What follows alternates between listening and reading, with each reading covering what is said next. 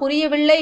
அம்பையின் குருதி நீ, என்னுடைய மானசீக புத்திரன் நீ என்றார். ஆரம்பத்தில் ஓங்கி ஒலித்த அவருடைய குரலில் சத்தமோ மெதுமெதுவாக குறைந்து தழுதழுத்தது.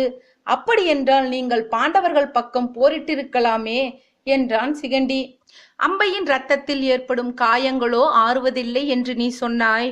உண்மை.